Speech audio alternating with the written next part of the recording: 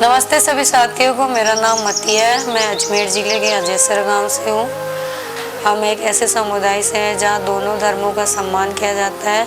हमारे समुदाय का नाम है चीता महाराज समुदाय। जब मैं 12th में थी तब मेरे पापा का एक्सीडेंट हो गया था, जिसके कारण उनकी मेमोरी चली गई थी और मेरी मम्मी का एक पैर 2 बार टूटा हुआ है, जिसके कारण वो काम नहीं कर पाते हैं ज़्यादा।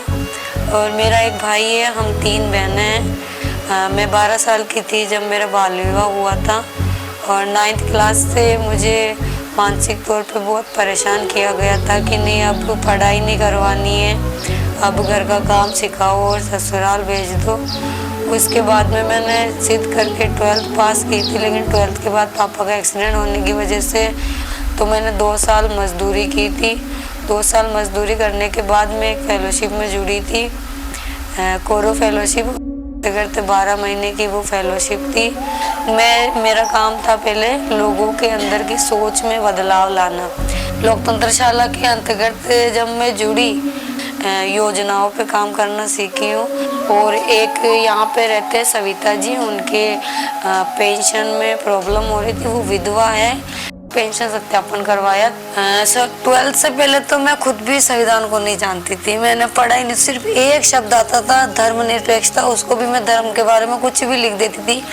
लेकिन जब से मैंने संविधान को पढ़ना शुरू किया, अपने अधिकारों को खुद जानो और हमारे सारे अधिकार संविधान के अंदर है। संविधान एक भारत के लोगों ने मिलकर ही बनाया है और किसी दूसरे देश का योगदान नहीं है।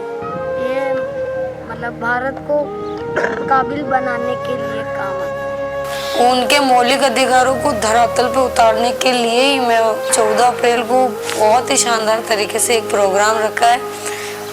हमने सबके लिए टी स्टे बनवाई है, संविधान सेंटर लिखा उस पर, यहाँ पर डॉक्टर अम्बेडकर जी की फोटो चिपकवा दी और बहुत अच्छा लग रहा है। ऐसा धीरे धीरे हमने तैयारी पहले शुरू कर दी थी।